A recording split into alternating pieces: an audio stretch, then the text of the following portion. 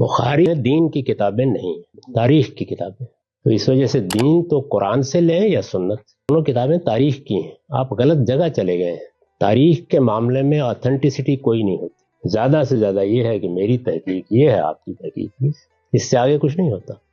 Dictionary کوئی دین کی کتاب نہیں جہاں سے قرآن کا ترجمہ کر کے آپ تک یہ بات پہنچائے کہ اصل میں اللہ کا پیغام کیا ہے. زیادہ سے زیادہ کیا ہو جائے گا، میرا مترجم یہ کہتا ہے، آپ کا مترجم وہ کہتا ہے. ہر علاقے اور ہر دور میں ایک الفاظ کو مختلف اندازوں سے سمجھا جاتا ہے اور بعض وقت شدید اختلاف ہو جاتا ہے. تو کون سے والے ترجمے کو آپ صحیح مانتے ہیں؟ اس خرابی سے بچنے کے لیے رسول کی حدیث شامل کرنا ضروری ہے. وہ متعین کر کے بتائیں گے کہ اس کا اصل معنی اور مفہوم کیا ہے. اور نبی کی سنت کا علم تو حدیث کی کتابوں سے ہی تو ملتا ہے، کیا اور کوئی دوسری جگہ ہے؟ آپ کہاں بھٹک رہے ہیں؟ اگر بخاری ہسٹری کی کتاب ہے تو قرآن میں بھی تو پچھلے انبیاء کے واقعات ذکر ہیں، جس کی تصدیق آپ کو ملے گی سورہ ہود آیت نمبر 120 میں. تو کیا ہسٹری کی کتاب کا لقب لگا کر آپ اسی طرح قرآن کا بھی رد کر دو گے؟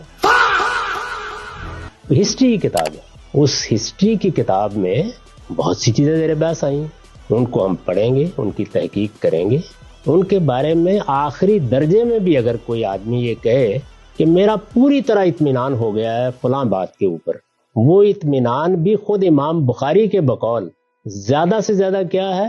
ظن، گمان غالب. شیطان غامدی جس کام کو آپ زن اور گمان غن کی پیروی کرنا کہہ رہے ہو، اللہ سبحانہ و تعالیٰ وہی کام کرنے کا حکم دے رہے ہیں. دلیل سورہ نساء آیت نمبر 83. جب بھی کوئی بات تم تک پہنچے یا تو اسے رسول کے پاس لے جاؤ یا اولی الامر کے پاس، وہ تمہیں تحقیق کر کے بتائیں گے کہ اس کی حقیقت کیا ہے. اور اولی الامر سے مراد امت کے فقہا اور علماء ہیں. دلیل تفسیر طبری سورہ نساء آیت نمبر 59. اللہ کا حکم تھا، اسی لیے تو حدیثوں کو پرکھنے کے اصول وجود میں آئے. اور ابن مبارک رحم اللہ فرماتے تھے کہ حدیث کی سند دین میں سے ہے، اگر سندوں کے سلسلے نہ ہوتے تو جو کوئی جو کچھ چاہتا کہہ دیتا. دلیل صحیح مسلم حدیث نمبر 32. جیسے کہ یہ شیطان غامدی بنا دلیل کے جو دل میں شیطانی وسوسے آتے ہیں کہہ دیتا ہے اور اس کو دین کا حصہ مان لیتا ہے. ایسے لوگوں کے لیے اللہ سبحانہ و تعالیٰ ارشاد فرماتا ہے سورہ انعام آیت نمبر 144 میں، اس شخص سے بڑھ کر ظالم کون ہوگا جو اللہ پر اس لیے جھوٹ باندھے تاکہ کسی علمی بنیاد کے بغیر لوگوں کو گمراہ کر سکے. حقیقت یہ ہے کہ اللہ ظالم لوگوں کو ہدایت تک نہیں پہنچاتا. دین کا اس سے کوئی تعلق نہیں. دین پورا کا پورا بالکل یقینی ہے، اور وہ دو چیزیں ہیں، قرآن اور سنت.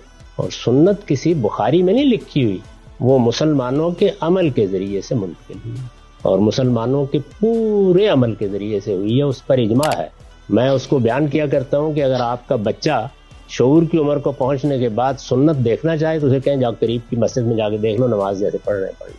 اس کے لیے کسی کتاب کی ضرورت نہیں. شیطان غامدی نے کہا سنت کا علم حاصل کرنا ہو تو لوگوں کے اعمال میں دیکھ لو کہ لوگ کیا کر رہے ہیں. اللہ سبحانہ و تعالیٰ نے ایسے عمل کو ہی گمراہی قرار دیا. اللہ سبحانہ و تعالیٰ ارشاد فرماتا ہے سورہ انعام آیت نمبر 116 میں، اگر تم زمین میں رہنے والے اکثر لوگوں کی اطاعت کرو گے تو وہ تمہیں اللہ کے راستے سے بھٹکا دیں گے. وہ صرف ظن یعنی گمان کی پیروی کرتے ہیں اور وہ صرف اندازے لگاتے ہیں. اللہ سبحانہ و تعالیٰ ارشاد فرماتا ہے سورہ یوسف آیت نمبر 106 میں، اکثر لوگ ایمان لانے کے باوجود بھی شرک کرتے ہیں. اس سے پتہ چلا شیطان غامدی لوگوں کو گمراہی کی دعوت دی ہے، نہ کہ قرآن و سنت کی. اللہ سبحانہ و تعالیٰ نے امت کی ہدایت کے لیے دو چیزیں نازل کی، ایک ہے الکتاب یعنی قرآن، دوسرا ہے الحکمت یعنی سنت. دلیل سورہ بقرہ آیت نمبر 231. جیسے قرآن ہم تک کتابی شکل میں پہنچی، ویسے ہی سنت حدیث کی کتابوں کے ذریعے ہم تک پہنچی.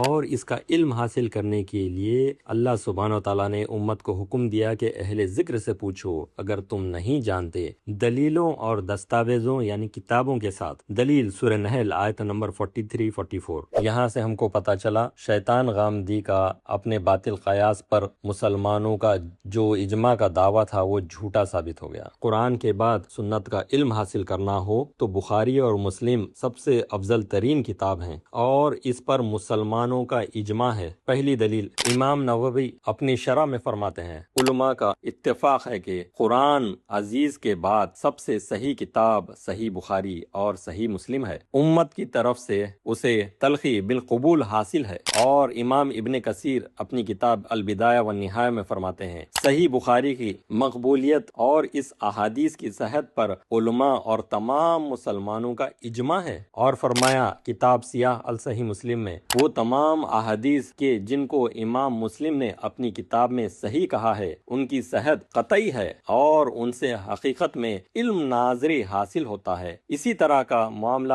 ان احادیث کا بھی ہے کہ جن کو امام بخاری نے اپنی کتاب میں صحیح کہا ہے، اور اس کی وجہ یہ ہے کہ تمام امت کے نزدیک ان کتابوں کو تلقی بالقبول حاصل ہے، سوائے ان افراد کے جن کے اختلاف یا اتفاق سے اس اجماع کی صحت پر کوئی اثر نہیں پڑتا۔